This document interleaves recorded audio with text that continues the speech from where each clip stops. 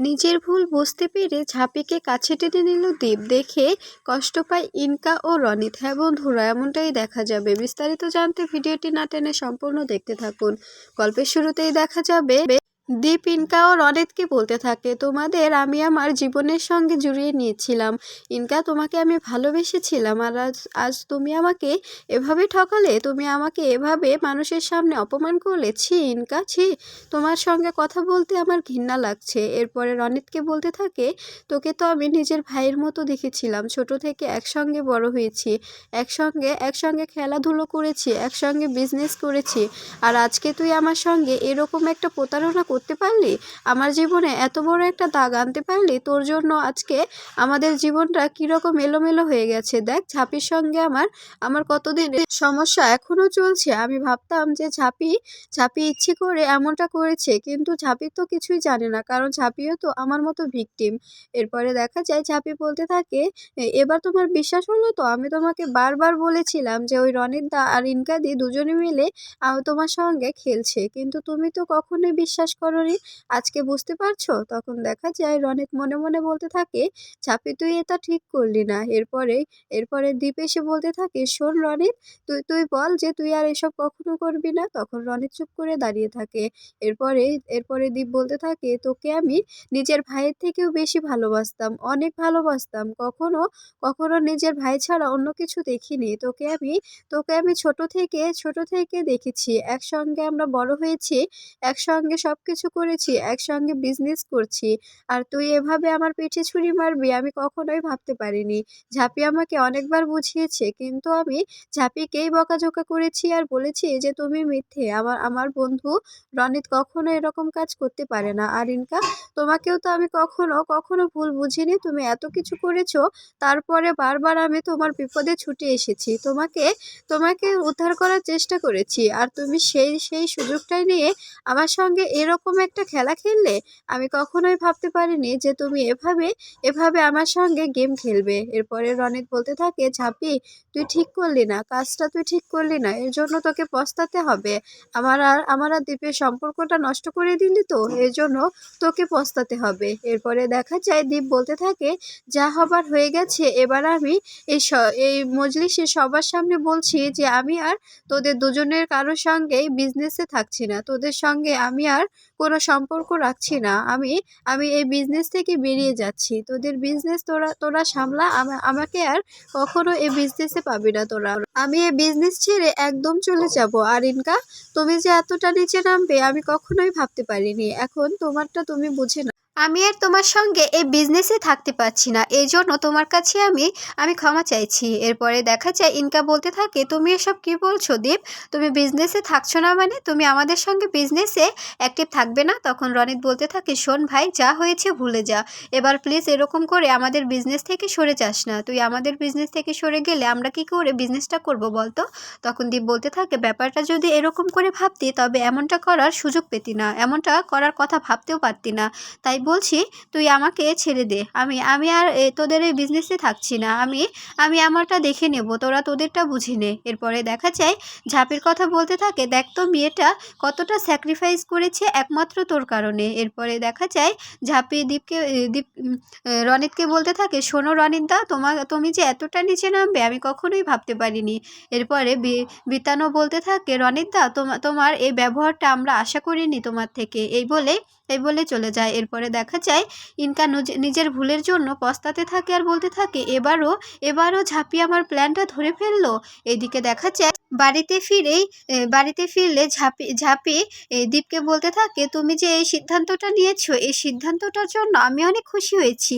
আর আর বিতান, তুই তুই নীলুদা ও কাসাইদিকে ফোন কর আর বল যে আজকে ফেস্টিভ্যাল আছে, আমরা বাড়িতে সবাই মিলে একসঙ্গে খাওয়া দাওয়া করবো। তখন দেখা যায় দীপের মা বলতে থাকে, কেন রে, কির উপলক্ষে তুই খাওয়া দাওয়া করবি?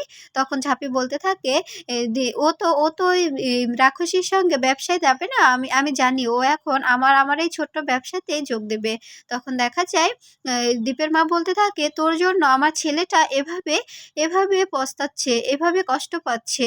আমার ছেলেটা লন্ডন থেকে বাড়িতে এসেছিল, এসে সেরে ও ইনকাদের সঙ্গে ব্যবসা করছিল, আর তুই সেই ব্যবসাটা আমার ছেলের মাটিতে মিশিয়ে দিলি। এখন তখন আমার ছেলে কি করবে? তখন দেখা যায় দীপের পিসিমণি বলতে থাকে, বৌদি তুমি কিন্তু ভুল করছো। তুমি ভুলে যাচ্ছ যে ঝাঁপি তোমার ছেলেকে বাঁচিয়েছে। ওই মেয়েটা যেভাবে তোমার ছেলের পিছনে লেগেছিল, ধরো একসঙ্গে ব্যবসা করছে, হঠাৎ করে একটা অঘটন ঘটিয়ে দীপের নামে দোষ চাপিয়ে দিল, তখন তুমি কি করতে? মেয়েটার যে স্বভাব, ওরা দুজনে মিলে একসঙ্গে কাজ করছিল, আমাদের ছেলেটাকে ফাঁসানো ওর পক্ষে কোনো ব্যাপারই ছিল না। তখন দেখা যায় ঝাঁপি বলতে থাকে, শোনো জেঠিমা, তুমি ভেবো না আমি তোমার ছেলেকে কখনোই এসব কিছুতে প্ররোচনা দেব না। তোমার ছেলেকে আমি উদ্ধার করেছি। তোমার ছেলে যদি ওই ইনকার সঙ্গে মিশে আরও কিছুদিন থাকতো, পরে যদি ওর এই ধাক্কাটা আরও আরও অস্বাভাবিকভাবেই নিত, তখন আরও ও এ ব্যাপারটা নিয়ে অনেক অনেক কষ্ট পেত, তখন কি করতে বলো? তখন দেখা যায় দীপ ঝাঁপিকে বলতে থাকে, শোন ঝাঁপি, তোরা যা যা ভাবছিস সবটাই ভুল। আমি লন্ডনে চলে যাব। আমি আর এখানে থাকবো না। আমি সিদ্ধান্ত নিয়েছি এখানে আমি থাকবো না। তখন দেখা যায় এ কথাটা শুনে ঝাঁপি অবাক হয়ে যায় আর বলতে থাকে, এসব কি বলছো তুমি? তুমি লন্ডনে চলে যাবে মানে? তখন দেখা যায় ঝাঁপির কথা শুনে তখন দীপের পিসিমণি বলতে থাকে, সত্যি তো, এসব তুই কি বলছিস? তুই লন্ডনে চলে যাবি মানে? কেন কেন লন্ডনে চলে যাবি? তখন দীপ বলতে থাকে, আমাকে এই দেশ কিছুই দেয়নি। আমি এই দেশে এসে সব কিছু হারিয়েছি। এখানে আমি কি পেয়েছি বল? আমি এখানে থাকতে চাই না। আমি আমি এখান থেকে চলে যাব। আমি লন্ডনে ফিরে যাব। আমি লন্ডনে শিফট করব। তখন দেখা যায় ঝাঁপি বলতে থাকে, প্লিজ প্লিজ তুমি এমনটা বলো না। তোমার যদি ভালো না লাগে, তুমি যেটা করতে চাও ঠিক সেটাই করবে। তারপরেও তুমি এরকম করে আমাদের ফেলে চলে যেতে পারো না। তখন দেখা যায় দীপের পিসিমণি বলতে থাকে, তুই এটা কি বলছিস দীপ? তুই লন্ডনে চলে যাবি মানে? তোর মা তোর বউ এদেরকে রেখে তুই কি করে লন্ডনে থাকতে পারবি বলতো? তখন ঝাঁপি অবাক দৃষ্টিতে দীপের দিকে তাকিয়ে থাকে আর মনে মনে বলতে থাকে, সত্যিই কি তুমি আমার জন্য এভাবে দেশ ছেড়ে চলে যেতে চাইছো? ইনকা দিয়ে দেওয়া কষ্টই তোমার কাছে বেশি মনে হলো? আমি যে তোমাকে এতটা ভালোবাসি, এতটা তোমাকে প্রোটেক্ট করি, এটা তোমার কাছে কিছুই নয়, সবকিছু তুচ্ছ? তখন দেখা যায় দীপ বলতে থাকে, পিসিমণি, আমি কি করব বলো? এ দেশ আমাকে কি দিয়েছে? এখানে আমি এসেছি থেকে সবকিছু হারাচ্ছি। আপনজনদের বেইমানি, যাদের আমি ভালোবেসেছি তারা আমার সঙ্গে বেইমানি করেছে। এরপরে দেখা যায় দীপের মা এসে দীপেরকে জড়িয়ে ধরে বলতে থাকে, শোন বাবা, আমি তোর কাছে হাত জোড় করে বলছি, তুই আমাকে ছেড়ে যাস না। তুই আমাকে ছেড়ে যাস না। তুই কতদিন পরে দেশে ফিরেছিস। এখন যদি তুই চলে যাস, আমি এটা মানতে পারবো না। আমি চাই যে তুই এ দেশেই থাকিস। প্লিজ তুই এভাবে এভাবে দেশ ছেড়ে যেতে পারিস না। তখন দীপ বলতে থাকে, মা তুমি বুঝতে পারছো না, তোমার ছেলে এখানে থাকলে দম বন্ধ হয়ে মারা যাবে। আমি তো এখানে থাকতে পারছি না, আমার তো দম বন্ধ হয়ে আসছে। আমি কি করব বলো? তখন দেখা যায় কাকিমণি বলতে থাকে, দীপ বাবা, এরকম বলিস না, প্লিজ এরকম বলিস না। তুই এভাবে চলে গেলে তোর মা তোর বউয়ের কি হবে? তোর সংসারটা, এখন তো তোকে ঝাঁপি চোখে আঙ্গুল দিয়ে সবকিছু বুঝিয়ে দিয়েছে। এখন তো তোর সংসারটা গুছিয়ে নেওয়ার পালা। তুই এভাবে চলে গেলে মেয়েটার কি হবে বল? মেয়েটা তো সদ্যমাত্র তোকে তোর সঙ্গে সবকিছু ঠিক করে নিতে চাইছে, সবকিছু ঠিক হতে চলেছে। তুই এখন নিজের সংসারটা গুছিয়ে নে। তুই কেন যেতে চাইছিস? তখন দীপ বলতে থাকে, না না কাকিমণি, তুমি বুঝতে পারছো না। আমি এখানে কি করব বলো? আমার কিসের সংসার? আমি তো ঝাঁপিকে ভালোবাসি না। আমি যাকে ভালোবেসেছিলাম সে আমাকে যেভাবে ঠকিয়েছে, এটা তো আমি মানতে পারবো না।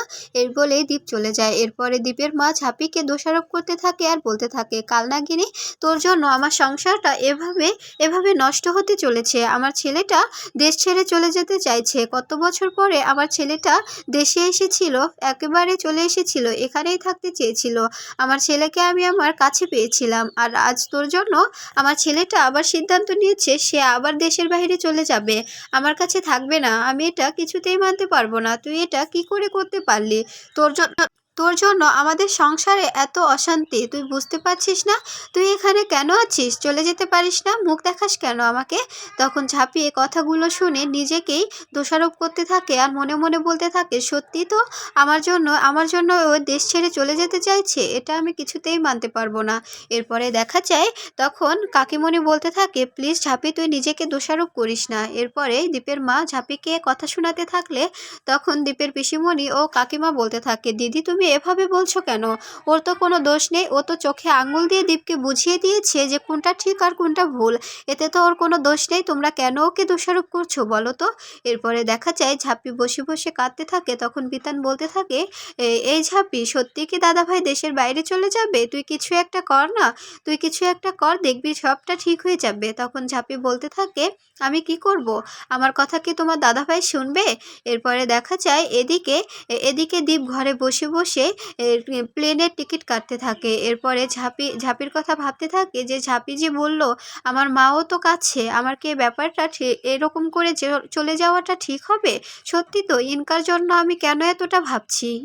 ইনকা তো ভালো মেয়ে নয়, ইনকা তো বারবার আমাকে বিপদে ফেলার চেষ্টা করেছে, তারপরেও কেন আমি ওর জন্য এতটা দুর্বল হয়ে পড়ি আমি বুঝতে পারছি না। এরপরে দেখা যায় ঝাঁপিয়ে এসে দীপকে টিকিট কাটতে দেখে মনে মনে বলতে থাকে, ও নিশ্চয়ই প্লেনের টিকিট কাটছে, আমি কি করে ওকে বাধা দেব আমি বুঝতে পারছি না। এরপরে দীপের কাছে গিয়ে বলতে থাকে, সত্যি চলে যাচ্ছ তুমি? তখন দীপ বলতে থাকে, কেন, কোনো সমস্যা? তখন দেখা যায় ঝাঁপি বলতে থাকে, প্লিজ এভাবে যেও না, এভাবে তুমি চলে যেও না। তুমি কি আমার জন্যই চলে যাচ্ছ?